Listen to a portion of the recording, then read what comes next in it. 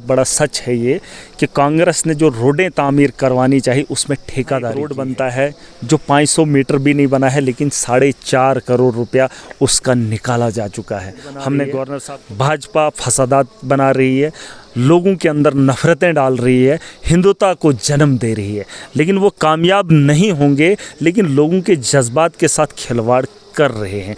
आपने देखा होगा कि मांगकर मेरी कॉन्स्टिट्यूंसी में काम करवाने की गरज से आपको पैसा मांग रहा है, तो अगर वो आदमी मुझे बताता है, अगर फिर आदाब नाजरीन, आप देख रहे हैं KDV न्यूज़ और मैं हूं सजाद चौपान। चलिए, इस समय हमारे साथ मौजूद हैं आम आदमी पार्टी के DDC काउंसलर महराज मलिक। इनसे जानने की कोशिश करेंगे। अगरचे एक तरफ मरकज़ी सरकार बड़े दावे करती है कि हमने इन दूर दराज और कंडी इलाकों में सड़कों का जाल बिछाया, और तिब्बी सहूलियात के हवाले से अगर बात करते हैं तो उनका ये कहना है कि हमने जो है तिब्बी सहूलियात भी बेहतर लोगों को रखी है। उन्हीं सब पे बात करने के लिए हमारे साथ मौजूद हैं महराज मलिक जी। आपका बहुत बहुत वेलकम हमारे चैनल KDV न्यूज़। शुक्रिया शुक्रिया शुक्रिया सर, जिस तरीके से मरकज़ी सरकार बड़े दावे करती है कि इन दूर दराज इलाके कंडी इलाकों में बेहतर जो है सहूलियात रखी है, आपको क्या लग रहा है? देखिए, एक चीज़ मैं बताना चाहूँगा, पिछले 2014 से अगर आप देखेंगे, उससे पहले का अगर कार्यकाल कांग्रेस का रहा है, इसमें कोई शक नहीं है कि रोड बनाए गए थे, लेकिन तब भी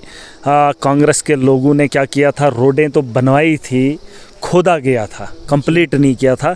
जो रोडें 2000 से बनना शुरू हुई हैं वो आज तक कंप्लीट नहीं हुई है। उसमें बीजेपी का 8 साल का कार्यकाल भी रहा है। मैं ये बताना चाहूँगा, जो अस्पताल 2005 या 10 में बनाने शुरू हुए थे वो आज तक कंप्लीट नहीं हुए। भाजपा एक बहुत बड़ा सच है ये कि कांग्रेस ने जो रोडें तामीर करवानी चाहिए उसमें ठेकेदारी की है। वही मैं एक रोड की बात बता रहा हूँ। बार बार मैंने एडमिनिस्ट्रेशन से कहा, भाजपा की सरकार है, उन्होंने दावे के साथ बोला था जो भी करप्ट लोग रहे होंगे हम उनके खिलाफ कानूनी कार्रवाई करेंगे, लेकिन ऐसा नहीं हुआ। हमारे यहाँ एक रोड बनता है जो 500 मीटर भी नहीं बना है, लेकिन 4.5 करोड़ रुपया उसका निकाला जा चुका है। हमने गवर्नर साहब को भी एक लेटर लिखा है, उसके अलावा हमने हायर अथॉरिटीज़ को भी PMO ऑफिस में भी लिखा है, लेकिन उस पर कार्रवाई नहीं हो रही है।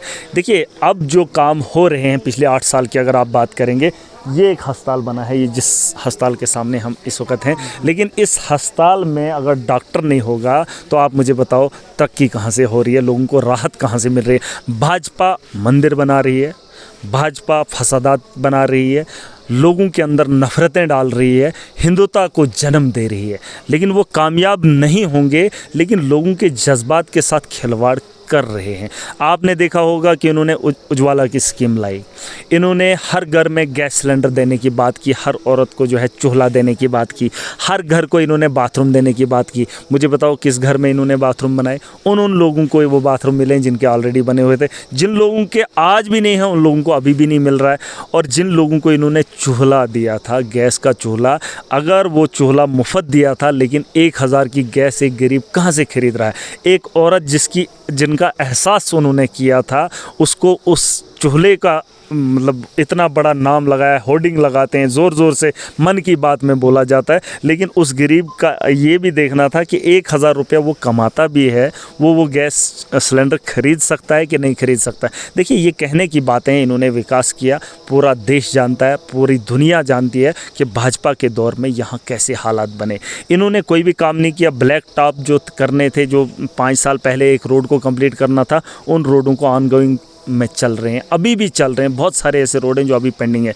रिश्वत की जहाँ तक बात है, सबसे बड़ा एक मेन मकसद जो है हमारा भी रहता है कि रिश्वत पर भाजपा ने भी नारा लगाया था, इसको ख़त्म करने की। उसके बाद जो है उन्होंने पैसा भी चेंज किया था, आपको भी याद होगा, लेकिन करप्शन ये लोग अभी भी कर रहे हैं। भाजपा के लोग पूरे जम्मू कश्मीर के अंदर, अगर आपने जब DDC इलेक्शन में उठे थे, आपने कहा था करप्शन फ्री करूंगा अपनी कॉन्स्टिट्यूंसी में, कितना अभी तक उसमें कामयाबी? देखिए, इसमें मैं एक चीज़ बताना चाहूँगा, जिस कॉन्स्टिट्यूंसी से मैं बिलोंग करता हूँ, जिस कॉन्स्टिट्यूंसी को मैं रिप्रेजेंट करता हूँ, वहाँ पर हमारी जिम्मेदारी एडमिनिस्ट्रेशन के साथ है। आवाम ने बड़े शौक़ से हमें चुना था, करप्शन को ख़त्म करने के लिए लोगों ने भरोसा दिखाया था। और करप्शन कौन लोग करते हैं? करप्शन एडमिनिस्ट्रेटिव ऑफिसर करते हैं और कुछ दलाल होते हैं। हमने दलालों को भी रोका है, और एडमिनिस्ट्रेटिव ऑफिसर जो थे जो लोग आवाम से पैसा लूटने की कोशिश करते थे उनको भी रोक लगाई है। 80% के आसपास मुझे लग रहा है कि हमारी कॉन्स्टिट्यूंसी में लगाम लग चुकी है। अब बताना ये चाहता हूँ कि देखिए, जो लोग इनको मजबूर करते थे उन लोगों को हमने ठीक कर दिया है। अब मैं चाहता हूँ कि लोग यहाँ से देने का काम ना करें और मुझ पर ये बात कभी ना आए कि हमारी कॉन्स्टिट्यूंसी में कोई पैसा देकर काम करवा रहा है। देखिए, इस बात को महराज मलिक मानने को तैयार नहीं है। अगर कोई ऐसा आदमी है, ऐसा कोई शख्स है जो आपसे पैसा मांगकर मेरी कॉन्स्टिट्यूंसी में काम करवाने की गरज से आपको पैसा मांग रहा है, तो अगर वो आदमी मुझे बताता है, अगर फिर मैं उस पर एक्शन नहीं ले पाता हूँ या उसका काम नहीं होता है, उसकी ज़िम्मेवारी मेरी। लेकिन अगर चोरी से कोई आदमी किसी ऑफिसर को देगा, मैं उतना आलिम तो नहीं हूँ कि मुझे किसी की बात समझ आ जाए कि उस फलां आदमी ने फलां आदमी को पैसा दिया। देखिए, लोगों को थोड़ी सी कोशिश करनी होगी, लोगों को अब हिम्मत करनी होगी। अगर ज़िम्मेदारी दी है तो ज़िम्मेदारी के साथ कह रहा हूँ, आप भरोसा रखिए, महराज मलिक आपको ज़ीरो करप्शन 5 साल के अंदर करके देगा जम्मू कश्मीर के अंदर। वहीं बात करेंगे PMAY के तहत जो गरीब लोगों को मकानात दिए जा रहे हैं, उसके हवाले से बात करें। मरकज़ी सरकार का ये दावा है 2022 तक हर गरीब के पास मकान होगा अपना, और उसके हवाले से क्या कुछ कहना है? होगा मकान तो होगा, लेकिन गरीब का नहीं होगा। देखिए, हमारे पास यहाँ पर जो सेंसस इन्होंने 2017-18 में करी थी, उसमें भी बहुत बड़ा वो स्कैम हुआ है। मैं पिछली जब हमारी कौंसल की मीटिंग थी तब भी हमने बात रखी थी। कौंसल के जितने चेयरमैन भी थे वहाँ पे, मेंबर्स भी वहाँ पर थे, वो सब लोगों ने यही कहा था कि दोबारा से इसको वेरीफाई किया जाए और जो लोग रह गए हैं, जो लेफ़्ट आउट हैं इसमें, जिन लोगों को उठाया नहीं गया है, वो लोग अभी भी बेघर हैं। और हमारे यहाँ क्या होता है जम्मू कश्मीर में, आप देखेंगे बहुत सारे लोग ये कहते हैं कि नहीं जी, एक मकान जो है 3 छत की बिल्डिंग है। उन लोगों को भी मैं बताना चाहूँगा, अगर वो 3 छत है, यहाँ मजबूरी में 3 छत बनाना पड़ता है, क्योंकि यहाँ बर्फ़ होती है, यहाँ ज़मीन उतनी नहीं है। क्योंकि हम जब प्लाथ डालते हैं तो सिर्फ 10 फुट की ज़मीन हमें मिलती है, जिसमें एक कमरा बनता है, फिर उसके पीछे एक और छत डालना पड़ता है, 4 बनते हैं, और उसके ऊपर फिर 4 और बनते हैं, तो हो गया 3 छत। देखिए, ऐसा है, ज़मीन की कमी है। और उसी मकान के अंदर 4 फैमिलीज़ रह रही हैं। कितनी? 4 फैमिलीज़। मैं यकीन के साथ कह रहा हूँ और दावे के साथ कह रहा हूँ, जो उस मकान के अंदर फैमिली रह रही है, उन लोगों को ये कह रहे हैं कि इनके पास मकान है, हालांकि वो लोग बेघर हैं। अगर उस मकान के अंदर बात की जाए, 1 या 2 फैमिली को आप मान सकते हैं कि चलो 2 लोगों के लिए वो है, लेकिन तीसरी और चौथी फैमिली वो तो बेघर है, उनके लिए भी घर होना चाहिए। उनको सेंसस से छोड़ा गया, और जिन लोगों के कच्चे हैं उनको भी सेंसस से छोड़ा गया। अब हमने मांग करी थी कि उस पोर्टल को खोला जाए ताकि उन लोगों की सर्वे उन लोगों को दी जाती, ताकि उन लोगों को जो है मकान दिया जा सकता। वरना मोदी का तो दावा है 2022 में जो है मकान कंप्लीट हो जाएंगे, हर गरीब का पक्का होगा, लेकिन मुझे नहीं लग रहा है। जिस तरीके से मैं अपने खेताई चुनाव की बात करूं, यहाँ पर अभी भी 50% लोग ऐसे हैं जो बेघर हैं, जो छूट गए हैं इन लोगों से। तो उम्मीद करेंगे कि आने वाले वक्त में इसमें थोड़ा सा सुधार आ जाए। और दूसरी सबसे बड़ी बात मैं बताना चाहूँगा कि जो भाजपा के लोग हैं, नफ़रतों के अलावा इन्होंने कुछ नहीं दिया है। किसी भी हिंदू को इन्होंने उसकी हालत को नहीं बदला है। तो फिर वैसे धर्म को मैं भी नहीं मानता हूँ। मैं भी एक मुसलमान फैमिली से बिलोंग करता हूँ, लेकिन कभी भी मुस्लिम की बात नहीं करता हूँ। मैं जब भी बात करता हूँ एक मज़लूम की बात करता हूँ। मेरे यहाँ जो हिंदू लोग हैं उनकी हालत ऐसी है जो 8 साल से ये लोग भी नहीं बदल पाए। तो किस किस्म की ये सियासत कर रहे हैं। अभी देवेंद्र रैना ने NC को छोड़ दिया, भाजपा में चले गया। पहले तो वो एक दूसरे के खिलाफ क्या क्या नहीं बोले। अब लोग क्या उन लोगों को फिर से सपोर्ट करेंगे? कभी नहीं। उन्होंने अपने दौर में क्या किया, भाजपा ने 8 साल में क्या किया, लोगों को समझने की ज़रूरत है कि हम लोग वोट किसको करें। महबूबा मुफ्ती भी आई, उमर अब्दुल्ला भी आया, फारूक अब्दुल्ला भी कह रहा है कि 370 को वापस लाएं। ये बात ज़रूरी जानना है कि इतिहास पढ़ना ज़रूरी है, तारीख़ को पढ़ना ज़रूरी है यहाँ कि 370 को तोड़ा किसने, हिंदुस्तान के साथ मिलाया किसने, ये बात लोगों को जाननी पड़ेगी।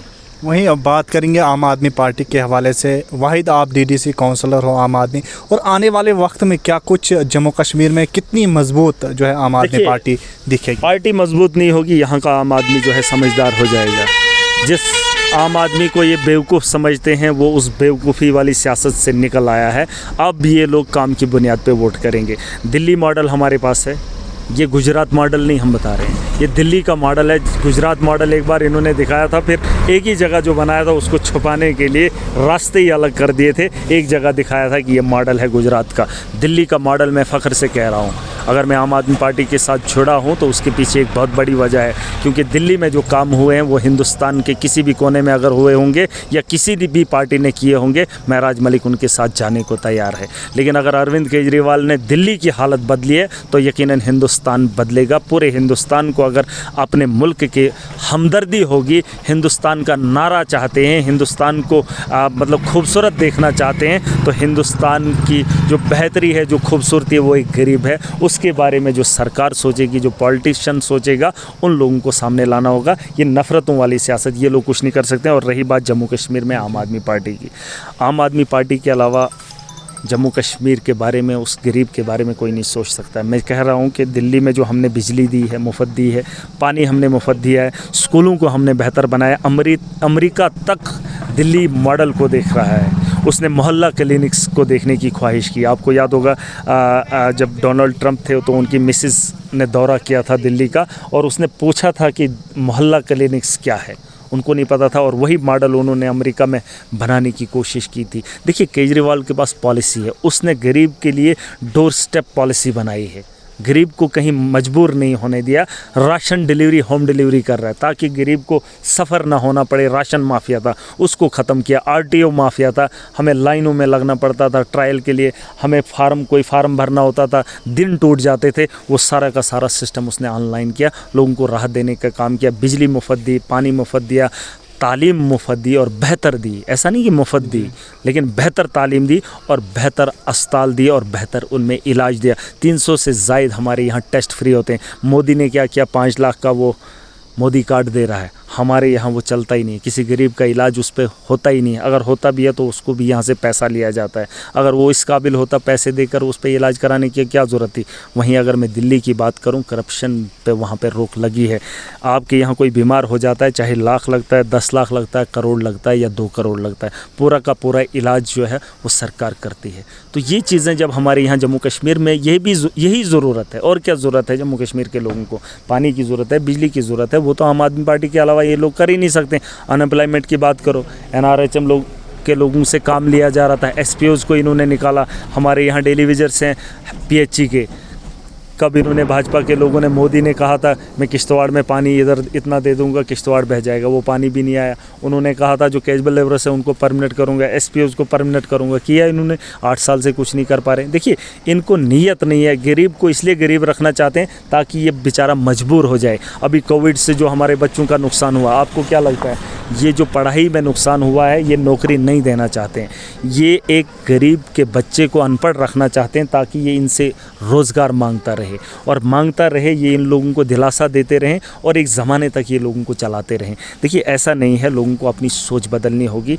लोगों ने देखना है कि कौन आदमी जो है एक गरीब आदमी की बात कर रहा है। हिंदू की बात नहीं मैं कर रहा हूँ, या मुसलमान की बात नहीं कर रहा हूँ, या किसी और धर्म की बात। धर्म के मामले से हम कोसों दूर हैं, धार्मिक मसलों में हम नहीं पड़ते हैं। हाँ, जो लोगों के हालात हैं उनको सुधारने के लिए आम आदमी पार्टी से कोई भी बेहतर विकल्प नहीं रहेगा। मैं चाहूँगा कि जम्मू कश्मीर की आवाम भी, जिस तरीके से दिल्ली के लोगों ने सोच बदली थी, आज दिल्ली खुशहाल है। मैं चाहता हूँ कि जम्मू कश्मीर में अगर खुशहाली चाहते हैं, यहाँ पर हालात को सुधरते हुए देखना चाहते हैं, तो आम आदमी पार्टी को सपोर्ट करना ही करना पड़ेगा। चलिए, बहुत बहुत शुक्रिया सर वक्त देने। Thank you. ओके, ये हमारे साथ अब बात कर रहे थे DDC काउंसलर आम आदमी पार्टी के महराज मलिक। इनका साफ तौर से ये कहना है कि जिस तरीके से मरकज़ी सरकार ने बहुत सारे वादे किए थे, मगर ये सभी वादे जो हैं वो झूठे देखने को मिल रहे हैं। अब देखना ये ज़रूर होगा कि क्या कुछ आने वाले वक्त में जम्मू कश्मीर में आम आदमी पार्टी कितनी मजबूत होगी, ये ज़रूर आने वाला वक्त बताएगा।